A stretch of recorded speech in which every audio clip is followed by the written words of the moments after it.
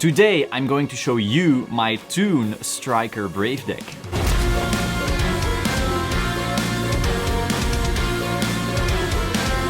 So when I made this deck, I had one goal. I wanted to take Toon cards, which I truly love, and see what is the best, most viable build you can possibly make for them. Now, this doesn't mean it's a typical Toon deck. You won't see your Toon Red Eyes and your Toon BLS and make me see the same Blackstone of Legend combo a billion times. You've been seeing that for over a year now. This is completely different. This is more like a Pegasus deck, where I try to steal my opponent's monsters in a billion ways, and of course have that Toon twist. So we start off with 3 Toon World and 1 Toon Kingdom. Now, Toon fanatics might already call me crazy here. Huh? Why not just Toon Kingdom? Toon Kingdom is better. Toon World is just worse in every way. That is true. Toon World is worse in every way but one. When you place a Toon Kingdom, you need to banish the top 3 cards of your deck. And this deck is actually filled with garnets or engine requirements that when you banish them, you basically lose a lot of power in the deck. So when I was playing around with this, I activate Toon Kingdom, banish top 3, and I lose some of these cards, the game just ends. I auto lose. And beyond that, my end boards don't have Toon monsters that require protection except for a few instances. So it's not like the Toon Kingdom protection comes up enough to justify the auto losses when I end up bricking important cards.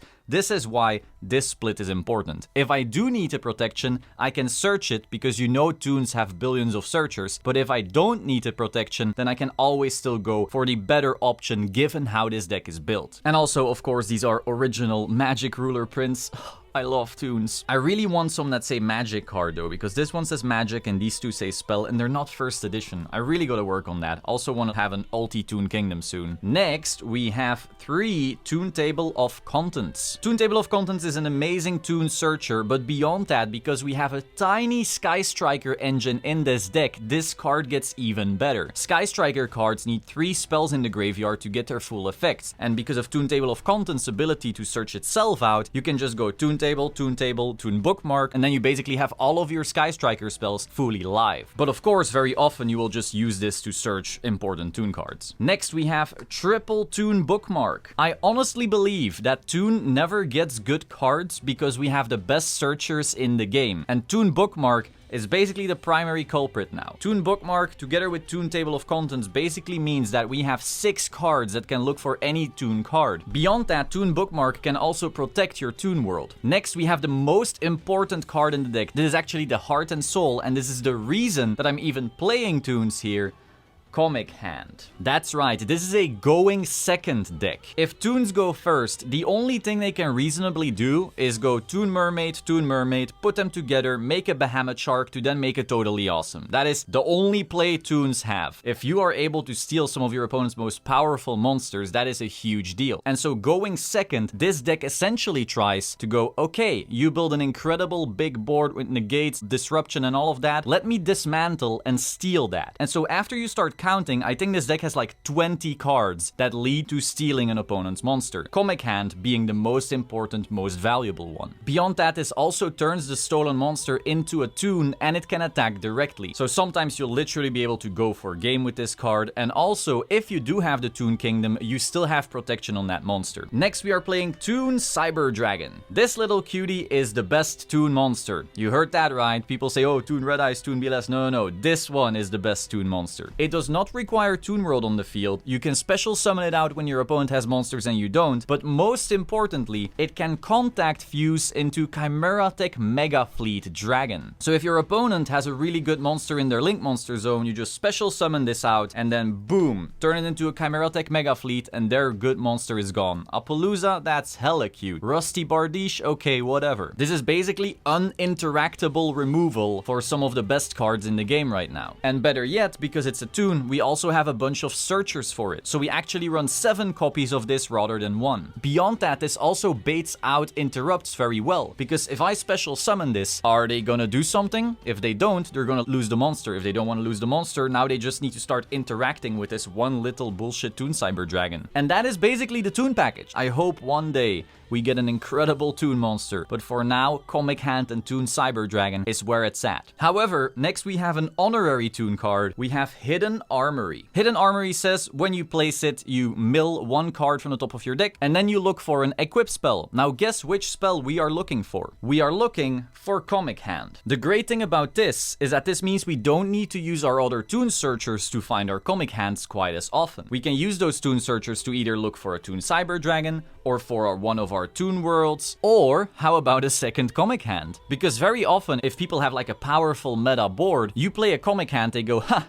No, and they interact with it. However, if you then show them the second Comic Hand, they won't be smiling quite as much. Also note that Toon Table of Contents cannot actually search Comic Hand. It is only Toon Bookmark that can search Comic Hand. Now, Toon Table can search a Toon Bookmark, but this means that if you have a combination of the two, you can actually never have a second Comic Hand. So the Hidden Armories do come into play. However, Hidden Armory also says you can't normal summon or set the turn you activate it, but that doesn't matter because all of these Toon cards and other cards I'm going to show you are all special summons. So this never really interacts with the deck in any negative way. And beyond that, yes, we go even further with all of the little synergies here. Since this is a spell that mills from the top of our deck, very often this can already be 2 spells in the graveyard for our Sky Striker engine. Because yes, this deck is filled to the brim with spell cards. Next, let's go over the Brave engine. It is triple Enchantress, 3 Rite of Aramasir, 1 Draco Back, 1 Fateful Adventure, 1 Wandering Griffin Rider, and 1 Foolish Burial. I've already made a video on how this engine works, so right after this video you can go check that out if you need that explanation. But essentially this sets up an Omni Negate that then also gives you a bounce, meaning you spin it back to hand, and beyond that you also get a spell in the graveyard and 2 spells on the field. This will be important for other cards I show you in this deck. Now also,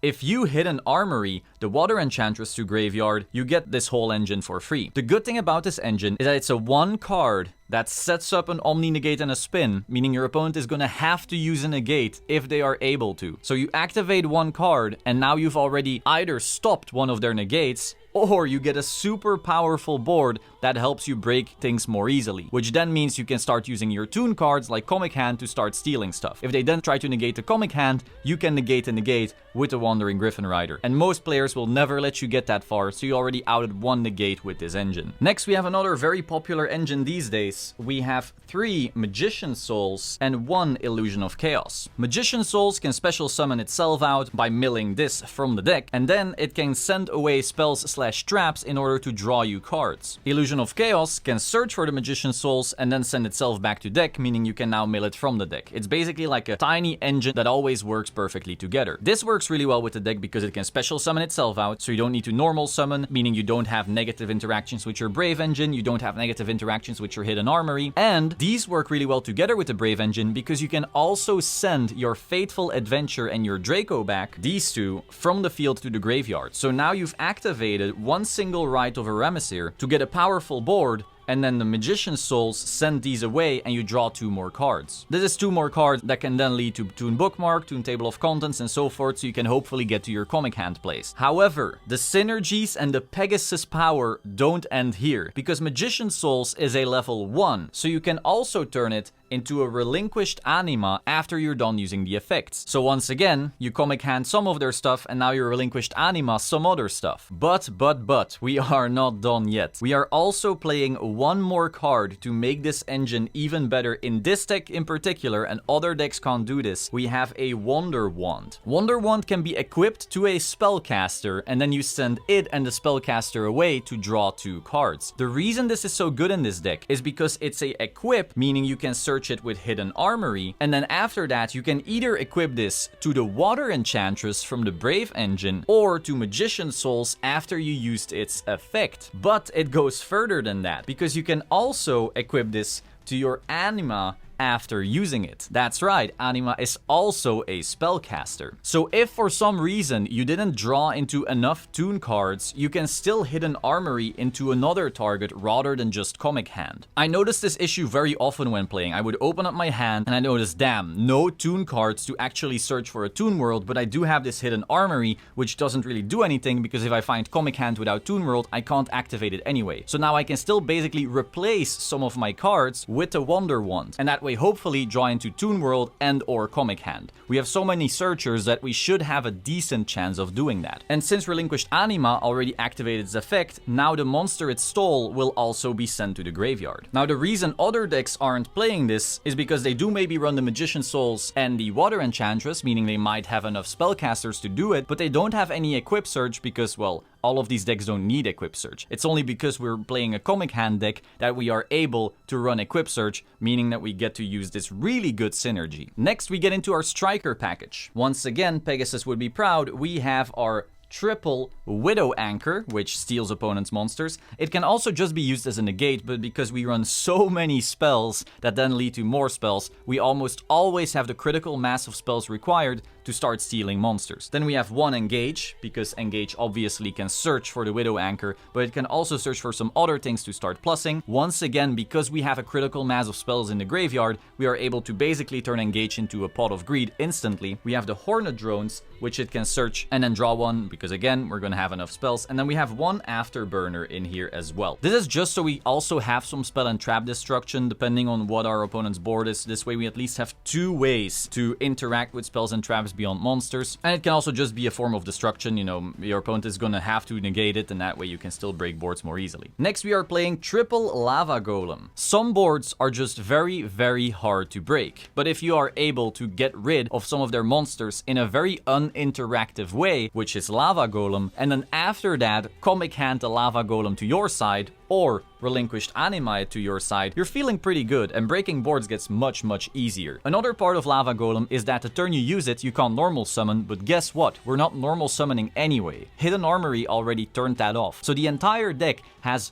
no downsides of running Lava Golem, which is very, very rare. Next, we are running two Effect Failure. Now, the Effect Failures are not here for the reason that you think they're here. This deck is well over 40 cards. I think it's like 50 or maybe more. And so if we only play two hand traps, the odds that we're opening those is very, very low. The reason is actually much more interesting than that. Now, of course, we can use them as hand traps if we notice, damn, this opponent is gonna pop off and we happen to have it anyway. But it's because of other reasons that we actually run it. First of all, it is a hand trap, so you can use it that way. Secondly, it's level 1. So if we for some reason can't out something and we can normal summon, we can always just make an anima out of it and still steal a monster. However, it is also a spellcaster, so if we do brick and we have the Wonder Wand in our hand, we can still equip it to the Veiler and then draw 2 cards instead. But the real primary reason it's in here is because we are able to do a little trick that Sky Striker likes to do as well. We can normal summon this, again, assuming that we don't have Armory or Golem in our hand, and then with any other monster, whether we special summoned it or we stole it from the opponent, we can turn it into a Halka Fibrax. So this Halka Fibrax right here.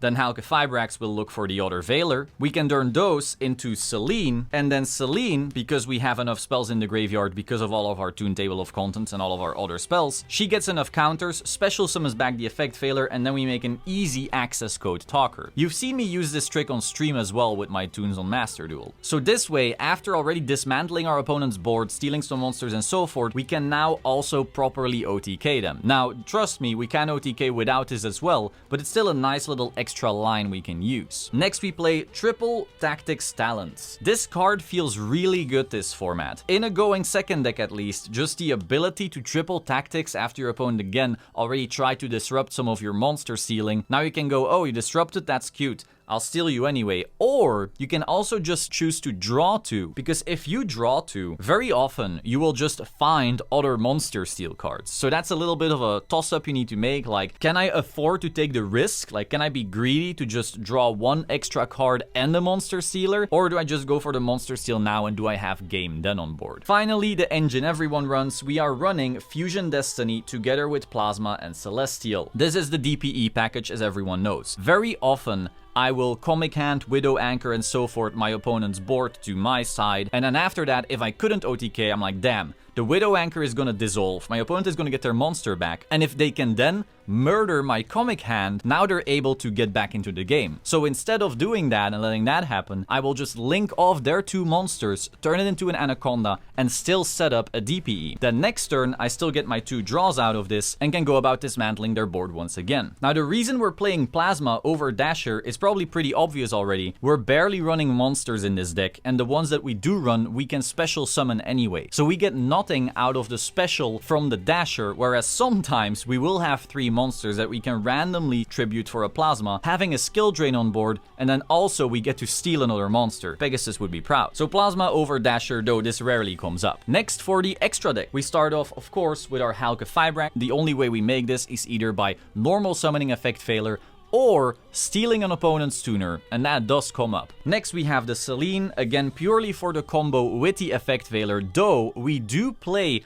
other spellcasters, and so it is possible that we steal an opponent's monster, maybe a Link 2, and then use one of our other spellcasters to make this, which then leads to a very easy access code talker. We do play the access code talker because again it is the easiest way to OTK, and after doing some other plays we might be able to break a board more easily. Though it is not very often that this comes up, because usually we try to murder our opponent with their own monsters rather than our own. Next, the star of the show, of course, Relinquished Anima. All of our level 1s lead to this, and of course it's Relinquished, baby. Next, for our striker package, we have Zeke, we have Shizuku, Hayate, and Kagari. The only ways we're making these is by stealing our opponent's Sky Strikers or the Hornet Drones. So if we open Engage or Hornet Drones, we can start making these, and that just leads to more plays. Hornet Drones alone, by the way, can make an Anaconda this way, because you can go Hornet Drones, and that makes Kagari. Kagari gives you back Hornet Drones, activate Hornet Drones, and then you can turn the Kagari into the Hayate and the token into the Shizuku, and that way you have Anaconda because that's 2 monsters. However, most often we only get to use a Kagari and we just go Engage, Hornet Drones, Kagari, Kagari add back Engage, and then you just start plussing like crazy. If you can get that off, you're probably winning, because you're going to be drawing so many cards that you're going to be able to comic hand 3 times and then they're just done. Next, we are running, like I said, the DPE package, because again, we steal our opponent's monster, and if they're going to get them back, I would rather just have a strong DPE. Then we're playing 1 Dark, because we do run Darks in the form of Magician's Soul, and since the best decks right now run a bunch of Darks,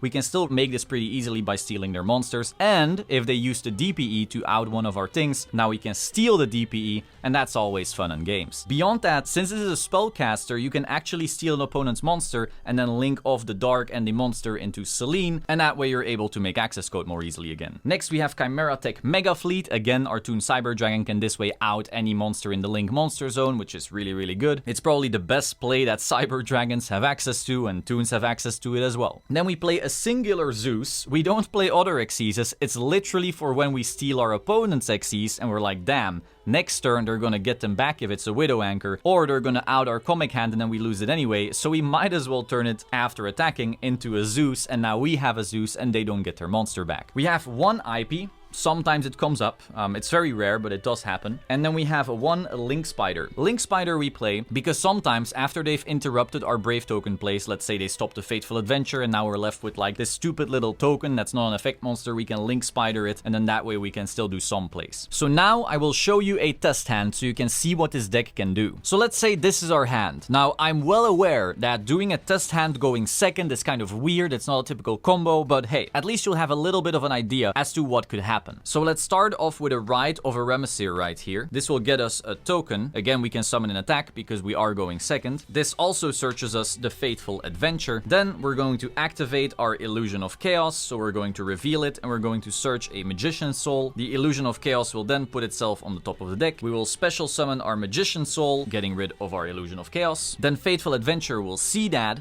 and look for our Draco back. We will then activate Fateful Adventure to look for our Wandering Griffin Rider. Draco back needs to be discarded and will then instantly equip itself to the token. Then we can special summon out the Griffin Rider, and now we have a Omni Negate on board. Then we can activate the Draco back to bounce something to our opponent's hand. Maybe it's like a face down or anything like that. Again, yes, I know if they have a crazy board, they will maybe have negates and so forth. I'm just showing you like super ideal situation. This is super typical in YouTube, you know, you see people doing their combos and they don't go, oh, and here I get Nibiru Nibiru. Like, they're just gonna show you ideal situations, and then you can still play around that. Next, we're going to activate the Lava Golem. We could have also done this in the beginning, so if they have any negates already, we can just get rid of those like that. So we give our opponent the Lava Golem. It's important that we place him in a zone where our opponent can be relinquished Animad, so just so you know, he's like somewhere in this lane. Then we can activate the Magician's Souls, and we're going to send these two after activating the Draco back already, and that will let us draw 2 cards. It could be something like this, it doesn't really matter. If this was a hidden armory, we could just search that Wonder Wand as well, and again, we drew a brick, it doesn't matter. Then we're going to turn our Magician's Soul into relinquished Anima, and because the Lava Golem was already in that zone because we chose where we place it, we now steal it. So we now have a relinquished Anima